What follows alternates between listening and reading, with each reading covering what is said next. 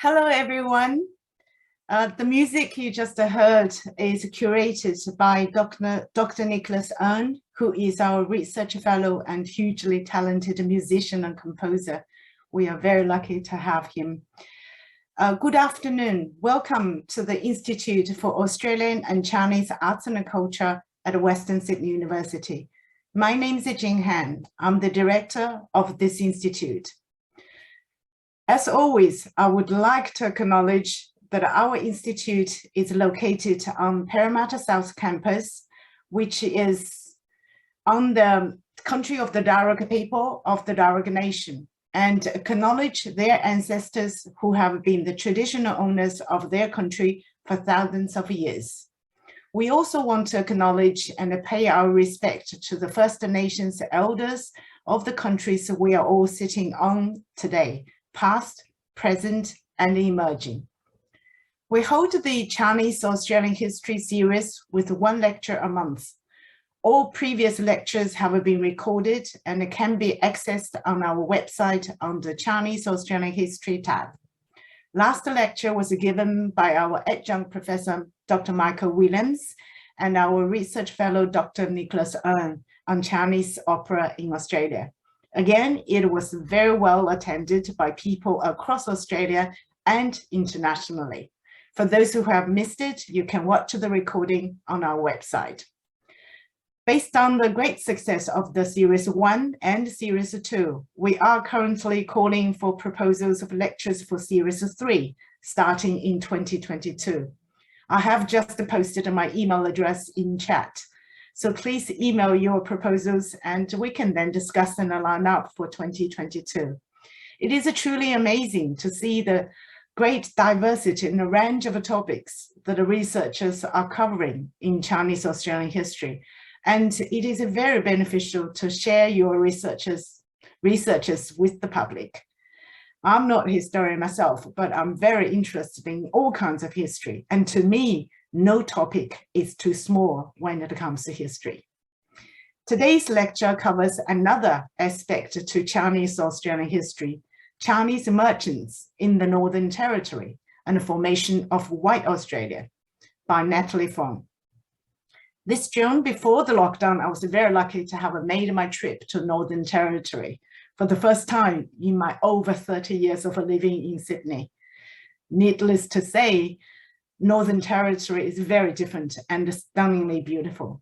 The city of Darwin today is a very much multicultural city, and I really like it. It somehow reminds me of Taiwan. Unfortunately, the once thriving Chinatown isn't there anymore, so it'll be of a great interest to me and fascinating to listen to Natalie's research on how Chinese merchants and their wives and daughters gained prominence in business and politics in Northern Territory back then. Natalie is a PhD candidate at Griffith University and has just completed her thesis. She's just going to submit her thesis shortly on Chinese merchants in Northern Territory 1880 to 1950. There is also a personal link to that period of history because one of Natalie's great-grandfathers was a Northern Territory Chinese merchant. Currently, Natalie works as a secondary school English and history teacher, and she's the Dean of Humanities and Social Sciences at Redlands College. Her latest publication is on the emergence of Chinese businesswomen in Darwin, 1910 to 1940. As usual, at the end of the lecture, we will have a Q&A session. You can post your questions in the Q&A tab at the bottom of the screen, and I will collect them for Natalie to respond. Now, please welcome Natalie Fong to give us her lecture. Hi, everyone. Thanks, Jing, for that very kind introduction. Hope I'll be able to see some of you in the chat at the end. I do say don't ask any questions that are too hard. I'm still studying in this area, still learning a lot about it as I go along. And there are plenty of people, I'm sure, in the chat this afternoon who are experts in a lot of the things I'm going to be talking about. So I may be appealing to them later for Q&A, but yes, look forward to hearing from some of you in a moment. So I'm just going to share my screen with you, my presentation for this afternoon. And I know some of you who are in the chat room have probably heard much of this before, but hopefully I'll share some insights that everyone will learn something this afternoon. So as in the kind introduction, my name is Natalie Fong. I'm a PhD student at Griffith University. Hopefully going to submit my thesis very soon. And so today's talk is based on that. Today's talk is called Chinese Merchants in the Northern Territory and Formations of White Australia from 1880 to 1950. So as saying, this is based on my PhD project. So what I have been working on for the last 7 years is Chinese Merchants in the Northern Territory from 1880 to 1950, a translocal case study. And translocal in the sense of looking at particularly Darwin as a port city, a site of entanglements, a site of connections.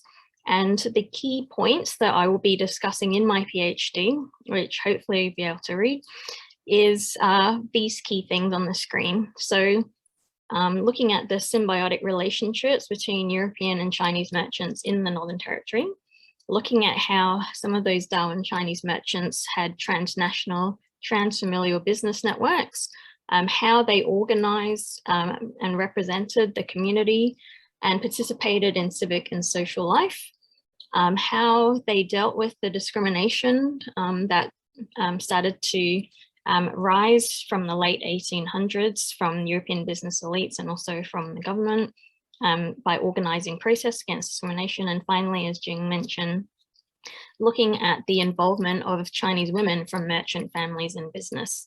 And my two amazing supervisors are Fiona Paisley and Regina Ganter, and two of their excellent publications are on the screen. If you haven't read either of those, I highly recommend them. So today's, my PhD abstract is there if you would like to read it. But as I said, today's talk is derived from that. I'll really be presenting some of the key findings from my PhD. So as it says there in my abstract on the screen, looking particularly at the late 19th to early 20th centuries, how the Chinese merchants occupied a special position in many British or ex-British colonies, such as the Northern Territory of South Australia, how they were facilitators of labour supply and trade, leaders and representatives of Chinese communities, that they receive recognition for acting in these capacities by governments through things like inclusion in public events and from exemptions from immigration regulations. As we can see that through the lack of restrictions on things like Chinese immigration in the territory until 1888, which allowed Chinese merchants to establish what was Chinatown. And in some cases, networks, business networks that were both transnational, so across nations, and transfamilial, so different clans working together. They were esteemed by local business and political elites, often included in official functions, but it's the economic competitiveness of Chinese merchants, specifically in the territory, that motivated the formation of a faction of European businessmen from the territory to then campaign for widespread national approach to Chinese immigration amongst the Australian colonies, both in 1888 and also in the formulation of the 1901 Immigration Restriction Act. But I will be touching on this idea that it wasn't just this one White Australia policy, but in fact, a range of White Australia policies that was the result. And then finally, that although there were these immigration restrictions and things like that, things like exemptions did enable Chinese wives, the wives, daughters, and servants of those Chinese merchants to themselves gain prominence in business.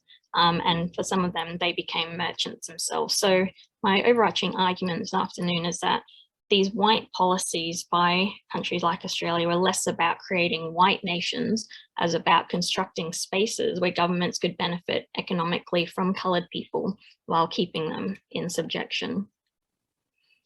So first of all, the historiographical context. Lots has been written about Chinese merchants. On the screen is just a selection of some of the works looking more at Chinese merchants from the broader perspective of international trade. So great scholars like Adam McEwen and some people who've looked particularly at merchants in certain countries and connections between those countries, women and merchants, the merchant elite in Hong Kong, for example, Elizabeth Sin. Lots has also been written about Australian Chinese merchants. Again, there's a selection on the screen where people have looked at particular merchants in particular places like Sydney, Melbourne, Queensland, Tasmania. And in terms of the Northern Territory Chinese merchants, some has been written, not a lot specifically about the merchants, but certainly about the Chinese and Darwin Chinese generally. So Tim Jones's book, The Chinese in the Northern Territory, is still the landmark work. Oral histories collected by Diana Giese, family history, Glenys Yee, and more recently, people like Julia Martinez and Ben Silverstein, who have been looking at Chinese politics on the ground and the involvement of Chinese merchants in those sort of racial politics. So a couple of definitions, first of all. One is, what is a merchant? In 1920, the Australian government had a memo where they defined merchants as those who are engaged in promoting the wholesale overseas trade between China and Australia, not to be confused with Chinese in more menial occupations like retail shopkeeping, hawkers, or labourers. So it's interesting that in that definition, the Australian government recognised distinctions between Chinese in different occupations, and also that idea of sort of a class distinction, that because the merchants are engaged in this seemingly important work of trade between China and Australia, they therefore, in a sense, put in a class of their own above Chinese of other occupations. And on the screen are photographs of some of those well-known Australian Chinese merchants. Now down here, the one in circled in blue, that is my great-grandfather that Jing mentioned earlier, Feng Xueling, also known as Feng Hao. So he was in the Northern Territory, and then you have others. And I specifically chose these photographs because it shows the merchants all wearing imperial robes. And this sort of imperial Mandarin honors could be conferred, but they could also be bought. And so even in these photographs, you see that sort of class distinction of Chinese merchants compared to other Chinese immigrants. And those of you will know, they are wearing the robe, special robe or surcoat and the hats, and on the front of the robe, that square indicates what rank of Mandarin they are, if you're able to see it. I can't see the one on my great-grandfather, so I'm not quite sure what rank he was. And also, what was the Northern Territory? So from 1863 to 1911, the Northern Territory was the Northern Territory of South Australia. And then in 1911, the Northern Territory gets passed into Commonwealth Federal Administration, where it has pretty much remained ever since. So the early British settlement, European settlement in the territory really starts around the 1870s. And at that time, the South Australian government decided to contract Chinese labor to develop the territory. And things like mining, the railways. So they work with Chinese merchant headmen. So, people who are on the ground able to organize and mobilize people to import labor from China through Singapore down to the Northern Territory. So in 1874, you get the first major arrival, 187 Chinese arrive in Port Darwin on board the Vida. And these are the ones referred to in that newspaper article there as coolies, as indentured labor. But later arrivals weren't necessarily indentured labor. I'll talk about that a bit more in a moment. Now in 1881, South Australia passes the Chinese Immigrants Regulation Act, and the Act stipulates that the provisions do not apply to the Northern Territory. So that allows the ongoing arrival of Chinese into the territory, as I said, to develop it. And so by the 1880s, you have a number of Chinese merchants who have arrived in the Northern Territory and established themselves in Darwin. And you probably can't see because there's a very small table on the screen, but they come from a range of places. So, a lot of them from the Siap counties, places like Taishan. There's one merchant there listed there who was Hakka, some from Zhongshan. And in this table, it shows you that most of them are sort of importers, exporters, storekeepers, tailors. There's a jeweler there. And then the middle column shows you that all of these key merchants had wives in the territory. And apart from one merchant who isn't listed there, Li Hongong, who had a white Australian wife, all of them had Chinese wives. And I'll refer to this again a bit later, but their wives were what we call subsequent wives. So, you know, Chinese tradition, where you have your first wife or principal wife in the village, looking after the house and the in-laws, and then you might have subsequent wives, you know, second, third, fourth, etc., in other places, so overseas locations. And so these women, when they came to the territory, they were quite young, and they were quite a bit younger than their husbands. And so, because you can't really see that table, these are a couple of photographs, some of those key Chinese merchants. So it's always the merchants on the same firm that you tend to see in photographs and that get mentioned, which is why I refer to them as the key or the central merchants who later form kind of the leadership of the community. So in these two photographs, the top one from 1905, which shows the Chinese merchants at a function at Government House. And I'll talk about that later. And the bottom one, again, I'll talk about this photograph a bit later as well, showing Chinese merchants with their European businessmen friends. And so the one circled just shows you how it corresponds. So the one circled in the top photo, the ones wearing the imperial robes, are the ones seated in the front row of the photograph. So this suggests a kind of elite within an elite, so to speak. So those four, these are the ones whose names I put on the side here. So Wing Hua Long, that was a name of my great-grandfather's business. So sometimes, like Qin Yan Mian, that was his name and was the name of his business. But sometimes the business name was something aspirational, like prosperity or something like that, but not their actual name, but they would tend to get referred to by their business name in sources. So the Chinese merchants, those key Chinese merchants in the territory, some of them came as laborers and they worked their way up. Some of them came, we think, as merchants. So for example, in my great-grandfather's immigration documentation, where it asks, what is your present occupation? He said merchant. Well, your other occupations, he said none. This suggests that he, when he was in the Northern Territory, he always was a merchant. Some of them were merchants that came from other colonies. So for example, a couple of the merchants came from Creswick in Victoria, and some of them came via chain migration, which is that idea that, you know, clans are sending out male members, so they might establish businesses and then send for more male members to come to join the business. They might then move on and start another branch, etc. So forming this chain. So those are some different ways that the merchants came to the Northern Territory.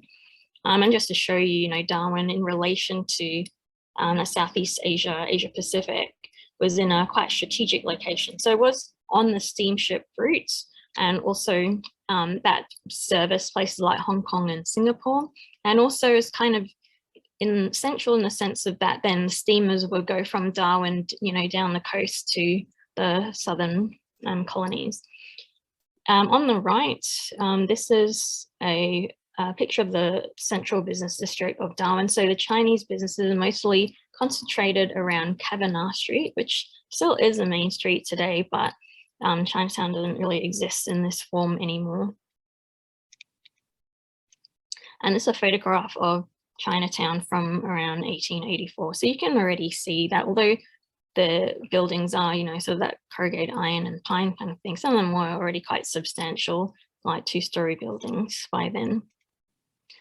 So I said earlier, those key Chinese merchants, their names or their business names that keep coming up all the time. So they essentially were the leaders and the organizers of the Chinese community in the Northern Territory.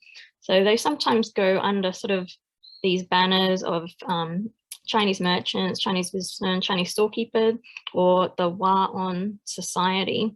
And so this banner, which the Hua On Society presented to customs official, if you look closely, it has Chinese characters on it. So when you translate that, those are the names. So again, you can see those key names coming up. And this is the Chinese name of the Hua On Society. So the Hua On Society, they were responsible for providing various services to the community. So things like care and charity. So they organized hospitals, fire and rescue. So they imported a fire engine from China, which was later used to then put out fires in European businesses as well. Chinese merchants would be appointed as a proxy. So when other merchants or businessmen went overseas, then a merchant might get appointed as a proxy to collect debts. They also organized the Chinese cultural rituals. So things like festivals, funerals, the repatriation of remains back to China. So on this slide, you can see photographs. So, you know, the Chinese New Year festivities every year were always a big event, as they still are. But it's also that idea that you were sharing that with the local community. That wasn't just for the Chinese, but it was, you know, for the wider community to take part. And in fact, European businessmen also donated towards those festivities. So that shows you those sort of interactions between some of the Chinese and the European business people in the territory. And in return, the merchants also participate in the, you know, community life of the territory. So for example, they had a Chinese Merchants Prize, and they donated many prizes and things like that to a lot of the events. And so, you know, part of that recognition that these merchants were the leaders of the Chinese community is that they would be invited to participate in public events. So for example, banquets or meetings when government officials visited, things like that. These are a couple of photographs showing the Chinese merchants at public functions at Government House. So again, just showing you that they were given this sort of privilege of these entrees, which other Chinese and which, you know, Aboriginal people were not invited to. And, you know, when you look at these photos, like the one on the left, I would argue, you know, really apart from the faces, they're not distinguishable from the other people there. So this suggests, even though this is 1902, you know, after the Immigration Restriction Act was in force, that, you know, that idea of very explicit racism in Australia wasn't always necessarily the case. That in fact, as we can see, even in the early years of White Australia policy, that Chinese merchants were still being included in events. The picture on the left, the joke is that, you know, all of those men there are probably wearing suits that were made by Chinese tailors, because it seems like that all the tailors in the Northern Territory were Chinese. So that's a bit of a joke there. However, at the same time, you know, the closest that the Chinese at that point got to Government House was really, you know, the steps, the garden. They were never going to be the Chinese resident. So there were some limits as well to the extent to which they were included in society. And so in the 1880s, when you get sort of global economic depression, you see the downturn in mining in the Northern Territory, start to see as well those sort of rumbles of discontent amongst the elites, European elites in the territory. You start to see the passing of discriminatory legislation. And as I was saying earlier, you know, we're not just talking about one White Australia policy, the 1901 Immigration Restriction Act, but really a raft of policies, White Australia policies, from at least as early in the territory as 1882, all the way through until the 1950s.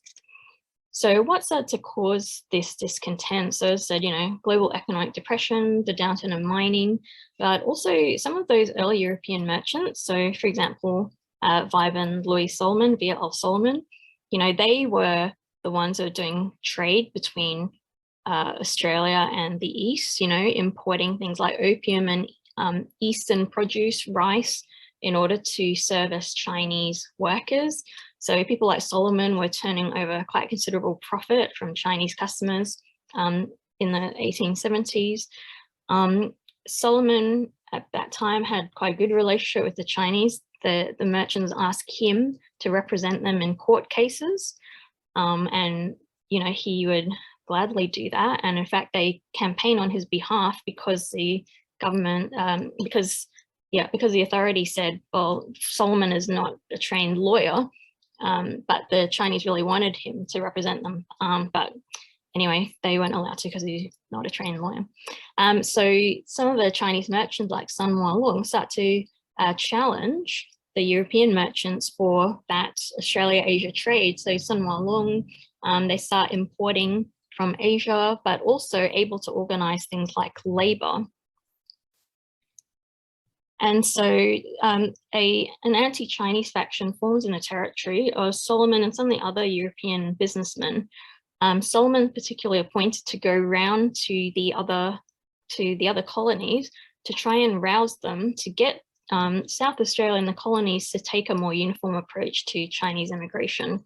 So Solomon says things like, you know, the Chinese are fast gaining a monopoly of labor, of trade, of agriculture. If we don't put a tax upon them, they're going to flow through the Northern Territory and infiltrate the other colonies.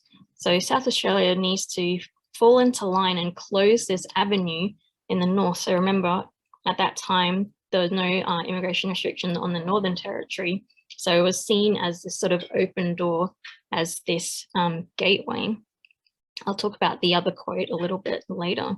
So it's kind of interesting in the sense that Solomon is kind of overlooking the fact that he was involved somewhat in the early Chinese presence in the territory, but is now sort of the figurehead campaigning for the immigration to be restricted. And he also says at the same time, later in 1901, he says it's not so much the vices of the Japanese, Chinese, and Malays that we have to fear, but their virtues. So he recognizes that positive aspects about them as something to fear. Also, I should say that he becomes a politician, so in the South Australian Parliament, and then later he becomes a member of the Federal Parliament. I'll talk about that in a bit. And so what Solomon and this faction are doing is playing on the kind of fears, sorry, there's a thunderstorm outside, the kind of fears that were being circulated by the popular press about the Northern Territory being an open gateway through which the Chinese might invade.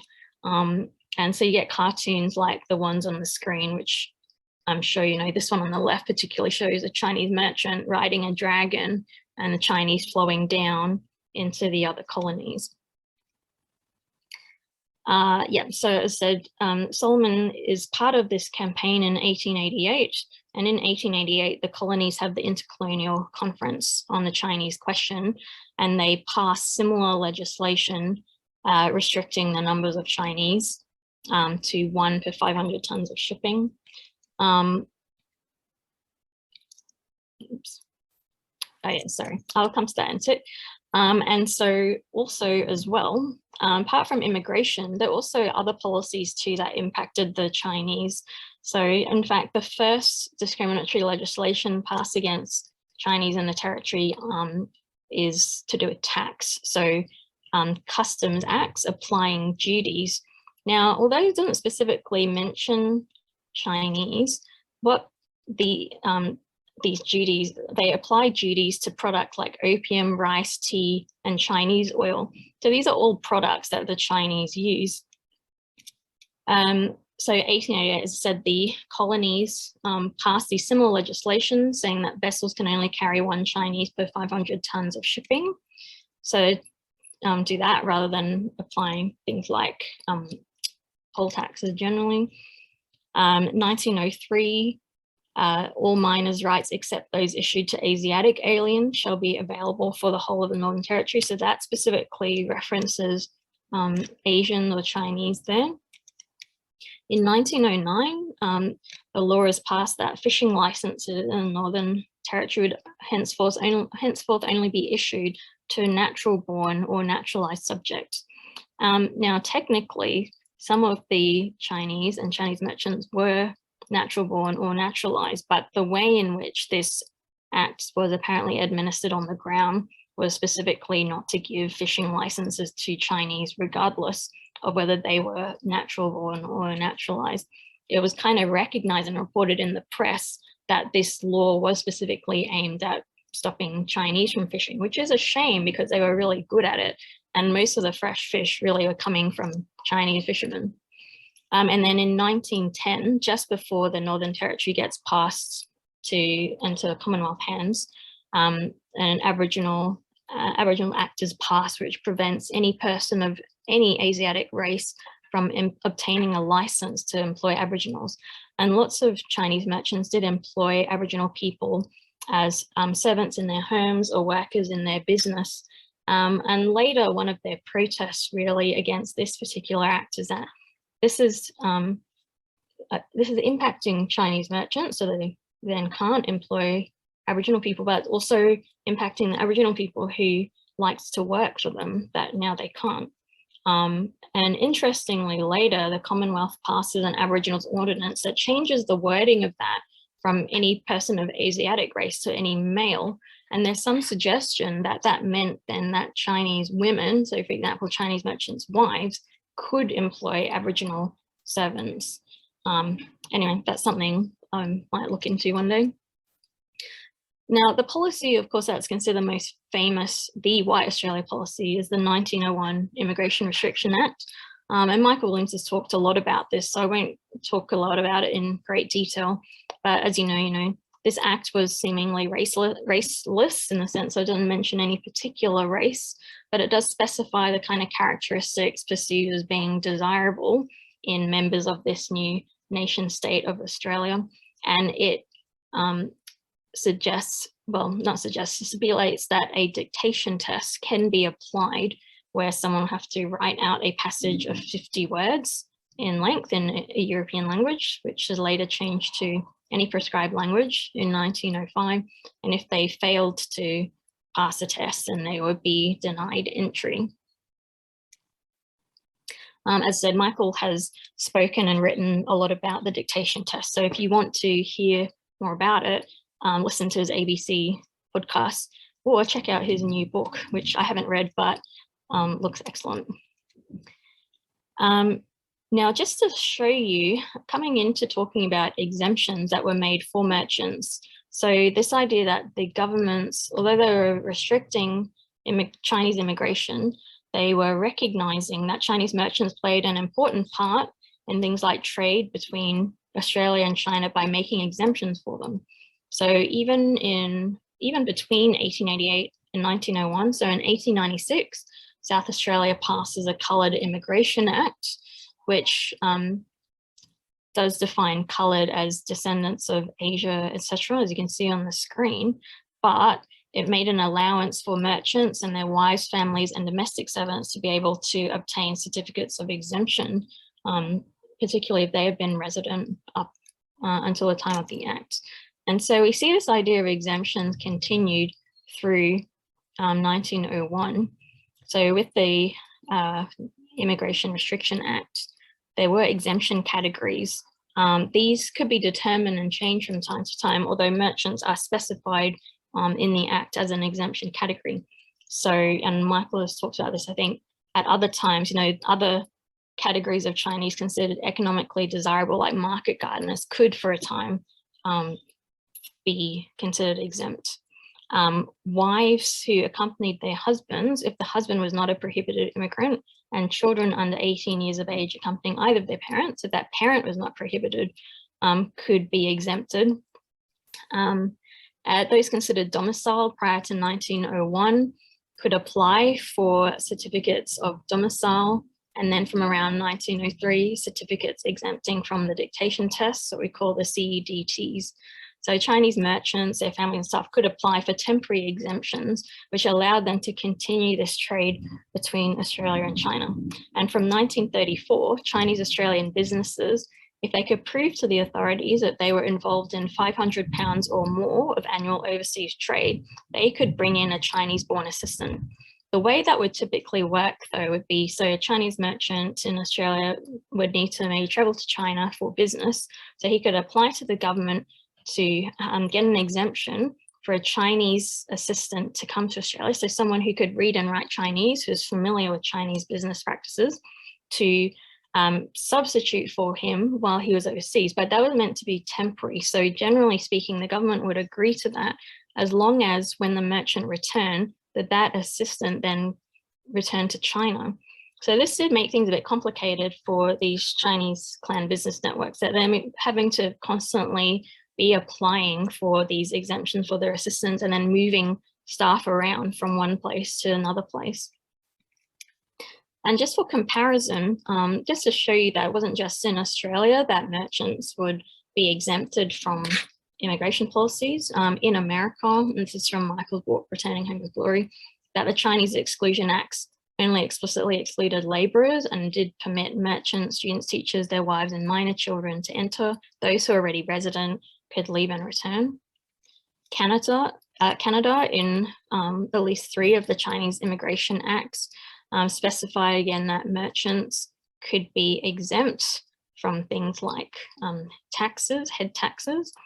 Apparently the 1885 Immigration Act defined merchants as being those who are not hucksters, peddlers, or people who take dry or preserve shell or other fish for consumption or exportation. So in that similar idea, like in the Australian government's definition, that merchant wasn't just someone on the ground who sold things, but actually someone involved in quite significant trade.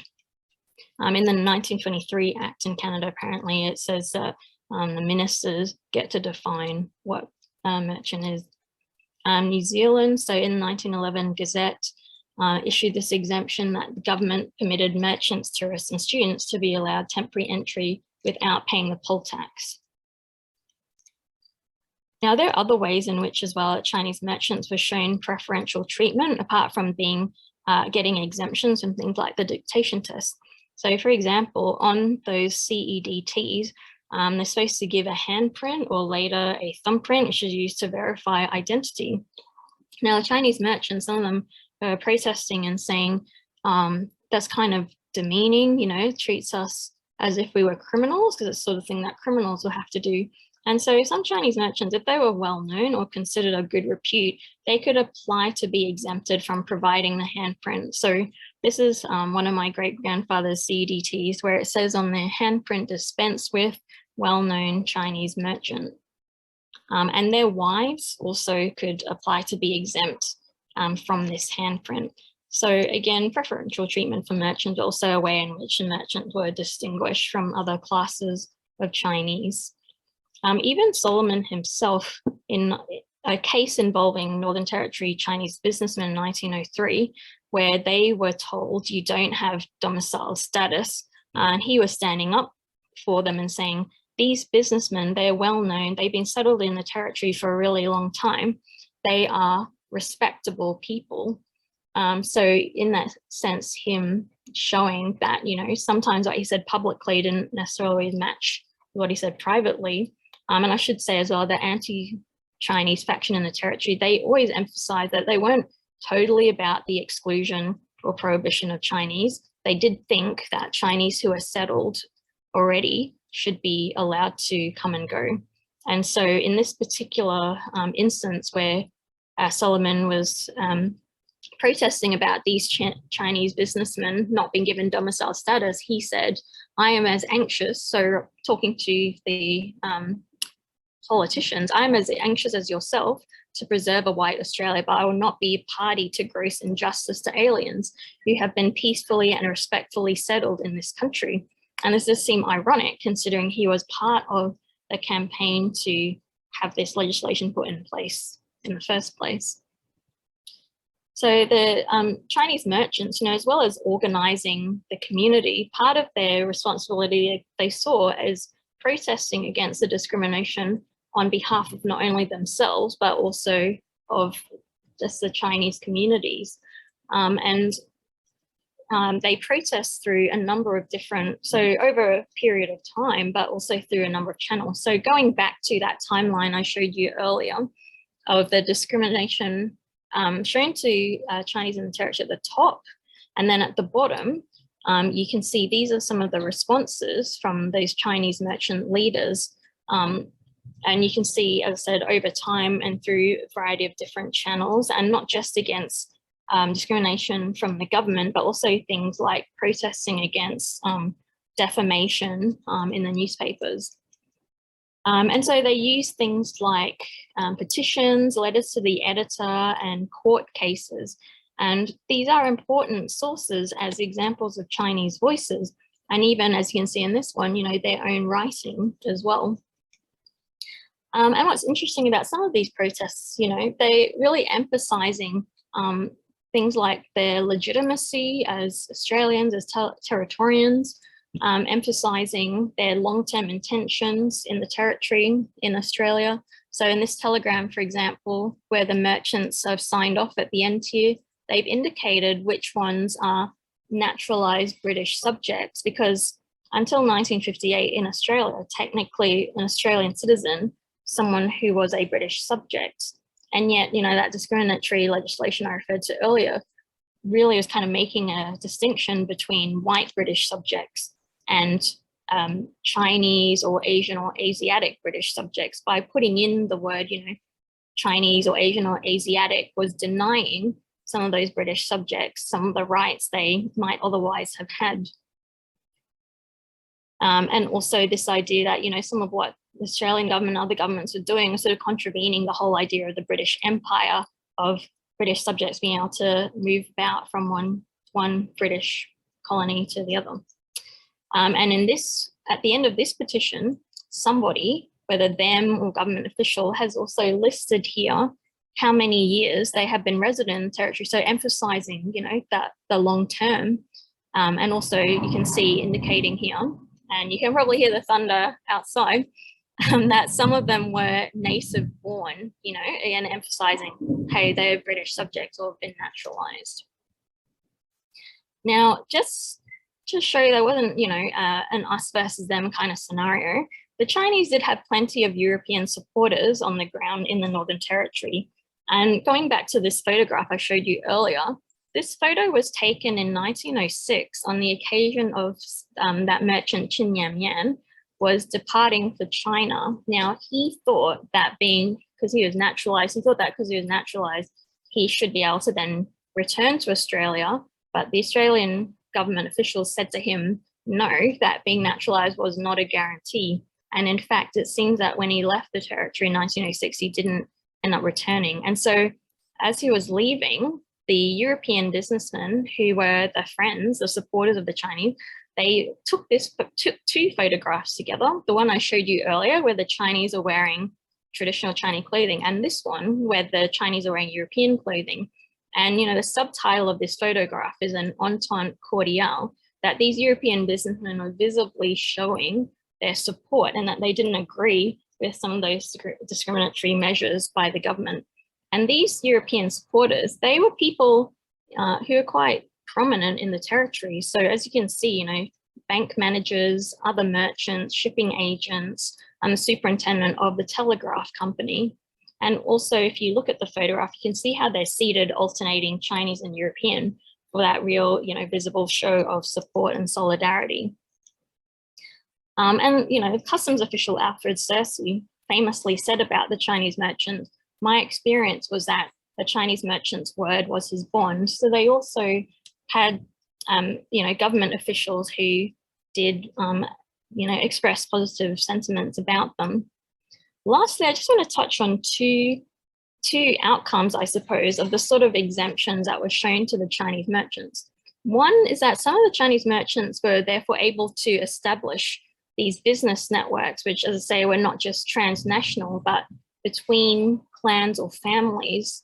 And you can read more about this in a book chapter that hopefully will be coming out sometime soon, where my great-grandfather, Chinese merchant in Darwin, and another Chinese merchant, actually Louis Wei's son was based in Melbourne, not Bendigo, sorry, that these two, and the Fong and Louis clans, they are related, by the way, that, you've got these Louis clan businesses in Victoria and these Fong clan businesses in Northern Territory, Western Australia, various other places, that they all had this common hub, which was in Hong Kong, called Man Sun Wing. So that was the main hub through which, people and money, goods, things like that would flow between China and then Australia and the Asia Pacific. And so Man Sun Wing, you can see excerpts here, one from Amanda Rasmussen's study of the Chinese in Bendigo and one from the autobiography that my grandfather wrote, showing how, these merchants, they had these businesses in places like Northern Territory and Victoria, but then they also had these hubs in places like Hong Kong, Sydney, and Melbourne, which then facilitated the movement of goods and people, money, things like that, around the Asia Pacific, which is kind of represented in this map. And so they allow them to establish businesses, in China, in Hong Kong, in Australia, but also in other countries like Fiji and the Philippines. So quite extensive networks because they're able to travel, to move about between these different locations. And the second outcome of these exemptions, of course, is the women. So, for a while there, the immigration regulation didn't specifically forbid Chinese women. And as you can see from some of them, there's some allowance for the wives, children and servants of merchants to have temporary exemptions to be able to enter places like Australia.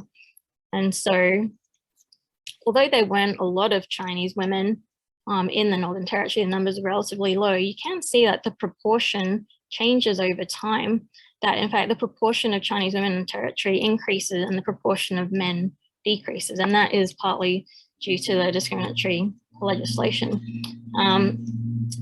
But the other interesting thing is when we look at the census data, it shows that, for example, 1933, a lot of the Chinese women that were in Australia, they were engaged in employment and some of them were employers. And so when we look at a place like the Northern Territory, like I was saying, some of these women, they were the wives of Chinese merchants and they were younger. And then Chinese merchants, started to die in the early 1900s. So the women, a lot of them who are the wives of Chinese merchants, they end up taking over the family businesses or starting their own businesses. And all of these women on the screen, they were all wives of some of those core Chinese merchants who then either take over the business or start their own businesses. And in the younger generation, so for example, Selina Hassan, who's a granddaughter of one of the early Chinese merchants in the territory, and Lorna Lim, they become merchants in their own right. So they have their own businesses in their own names and they are merchants. They are involved in that sort of trade between Australia and Asia. So I think it's kind of a fitting conclusion to this study in a way that the legacy ends up being merchant women. So just to conclude, as I said, why I think it's important to look at the history of Chinese merchants, not just in Australia, but in other overseas communities, is their interconnectedness, both historiographically, but also geographically, the way that they connected communities through businesses, societies, things like that. Secondly, that the seeming racism of governments like Australia in British colonies or former British colonies didn't necessarily reflect the private views of some of those politicians or business elites. It was a lot to do with economic self-interest. And so Chinese merchants would find favor with authorities and business elites at a social level, but also in terms of exemptions from policies, and that they took their responsibilities seriously in terms of leading the Chinese communities, which included protesting against discrimination.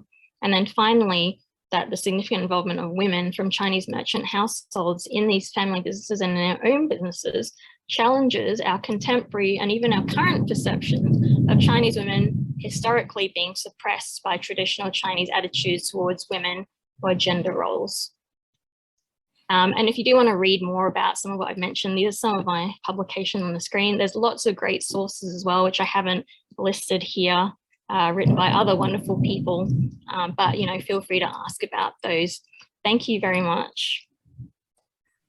Well, thank you so much, Natalie. It's so rich and such a rich and interesting, informative talk. It was full of information, so obviously you're cramming a lot of your research fundings and your research itself.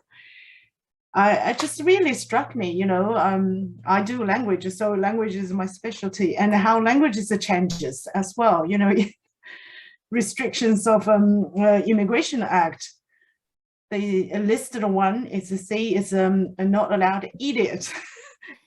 In person, that's in the act.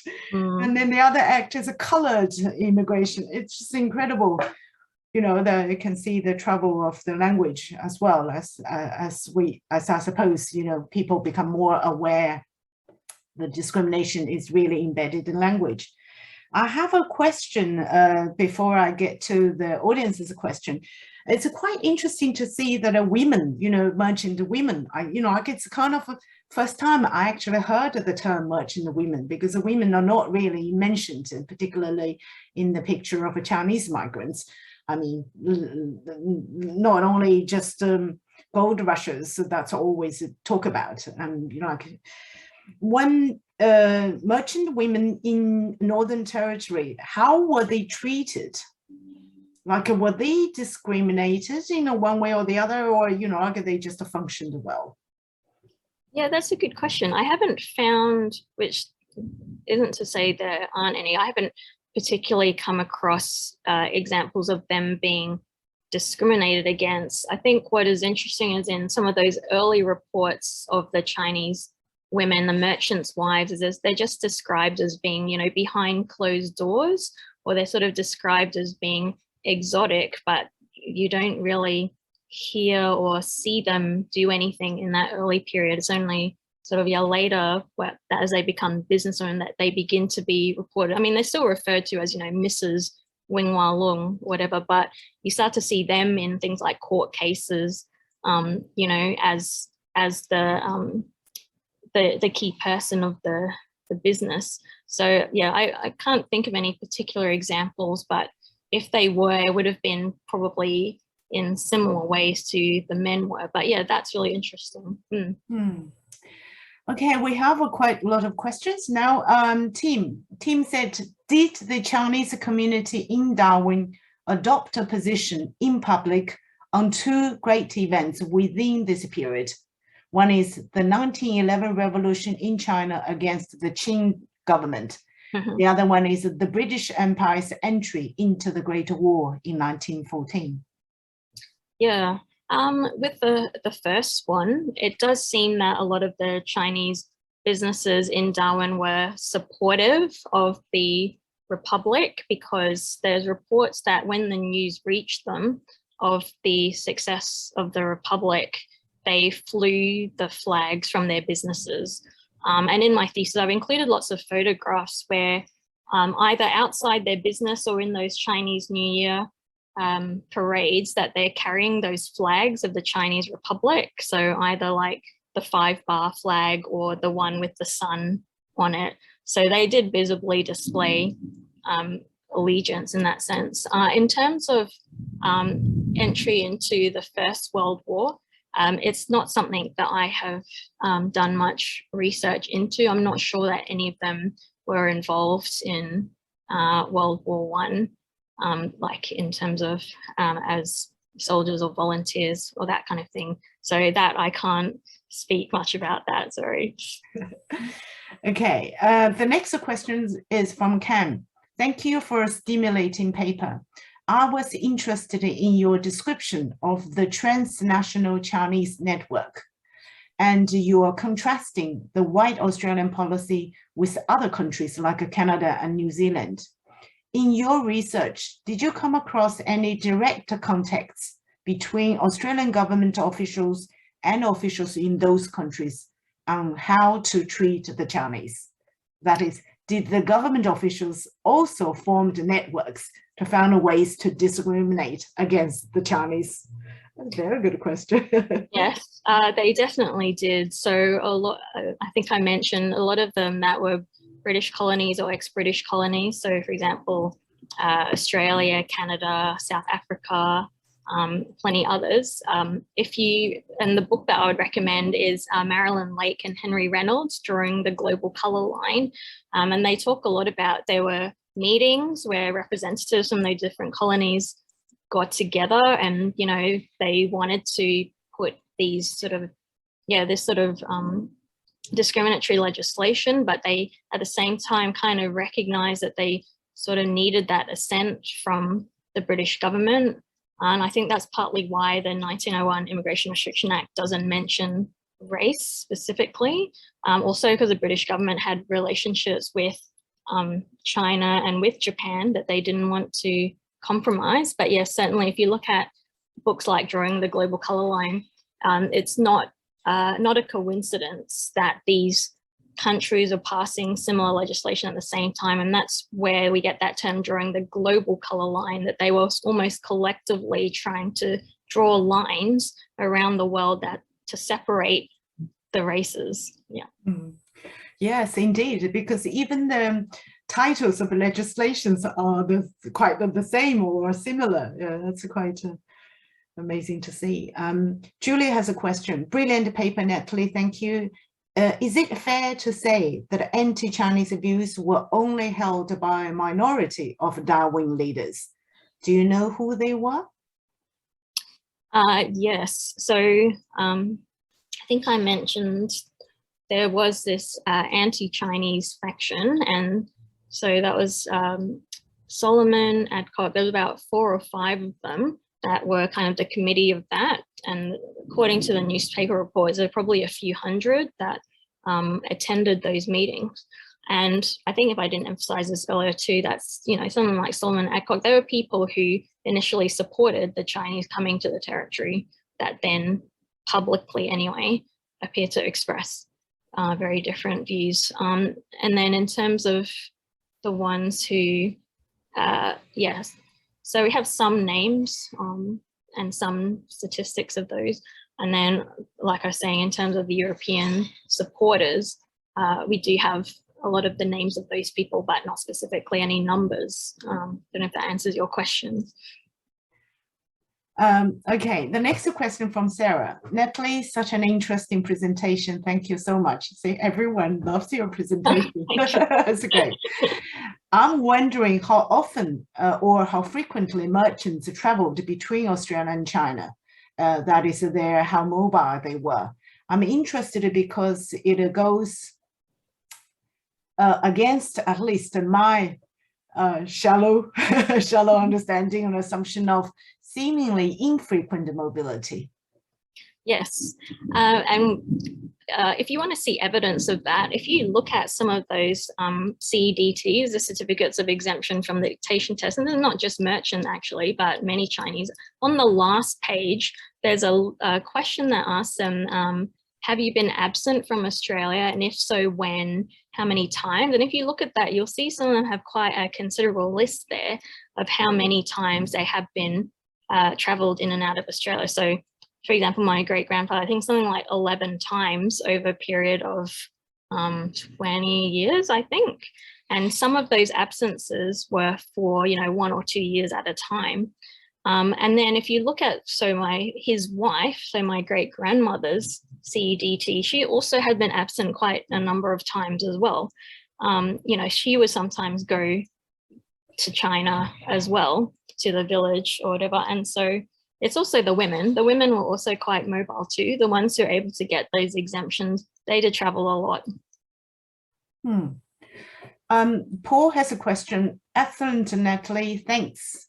Did you discover whether the Chinese women of Darwin had any informal or formal women's networks with each other? Ah, that's a good question. I'm not sure. I haven't really seen anything specifically where they had networks with each other, but a lot of those women, in fact, the older generation and the younger generations, they were involved in the organizations like, for example, the Kuomintang Chinese Commercial Society, and some of them were in the committees of those. So I haven't seen any specifically like women's groups that they formed, but they certainly did participate in the other Chinese organizations. Regina has a question. How are these histories remembered in Darwin today?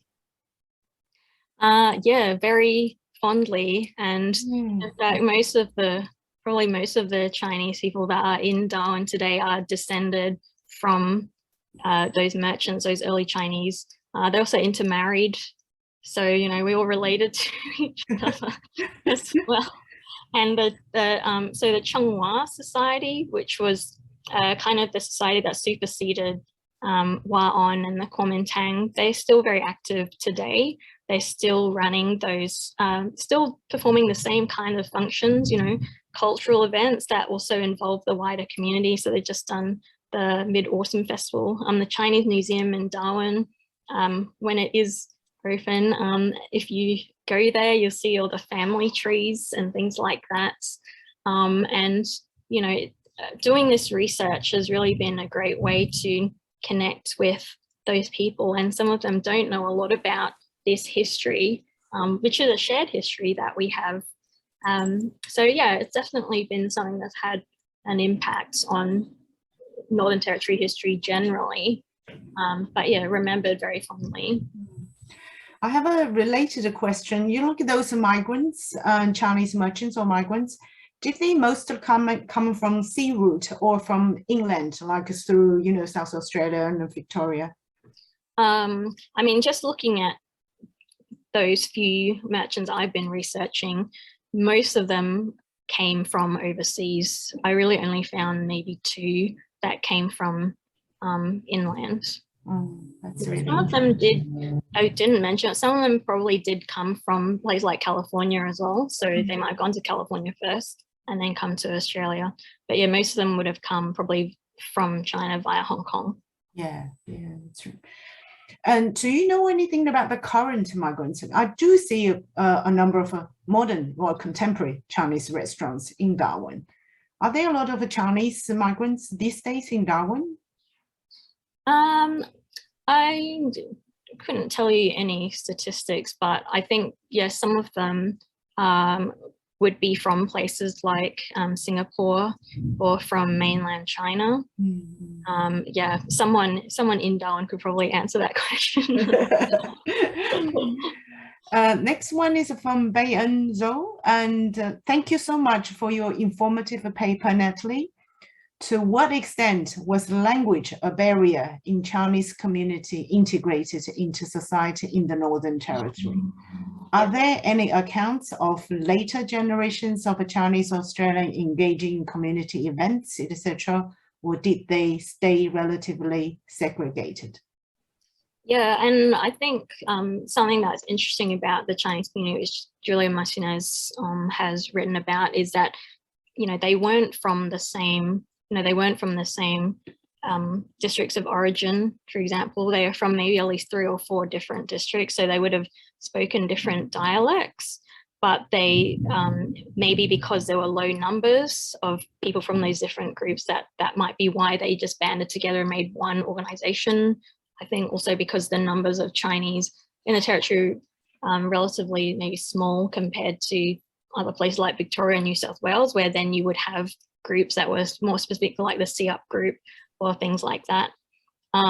And so, yeah, I don't really know exactly how they function early on, if they did speak different dialects. Some of them, like the president of the Wan Society, Chong, was fluent in English. So I think the ones that were fluent in English probably were the ones that were mostly the leaders, you know, the president and the secretaries of things like the Wan Society. And then later, you know, as the younger generations are educated in Australia, things like that, then I guess they predominantly have spoken English. Next question from Dao Zhi. Dao Zhi said, thanks, Natalie, very interesting talk. Just to follow Cam's question, did Chinese merchants form transnational networks to resist anti-Chinese discrimination across Australia, New Zealand, and Canada? I haven't found examples where, you know, Chinese merchant that processed, say, in the Northern Territory necessarily then processed somewhere else. There is an example of, so one of the main South Australian Adelaide merchant, Wei Li, he did sometime protest on behalf of the Northern Territory Chinese, and that's partly because of Northern Territory being part of South Australia. What I have found are examples of Chinese-led protests in those other places. So places like America, Canada, New Zealand, yeah, again, protesting against those similar anti-Chinese legislation. And, you know, there is some suggestion that might be linked to protest movements in China as well, because there are a lot of protest movements in China against various acts there. And also the connections between these Chinese communities through things like, you know, if they were followers of Sun Yat-sen, maybe they shared similar political persuasions, and therefore that might be why there's similar campaigns. But of course, they would have been in communication with each other too, I think, through things like telegraph, but also those Chinese forms of organization, you know, the Chinese having their own kind of communication networks, they would have kept, I think they would have kept in contact, because, you know, in a clan, you typically have members that went to Australia or America or, you know, Hawaii or something like that. Yeah. Last question, Sarah has a follow-on question. Natalie, can you talk a bit more about your choice to study from the 1880s and not earlier? I am, for instance, interested in the 1870s and was wondering about source limitations, or if it was not just relevant to your research question. Yeah, there were some merchants in Northern Territory in the 1870s, and quite a lot has already been written and researched about them.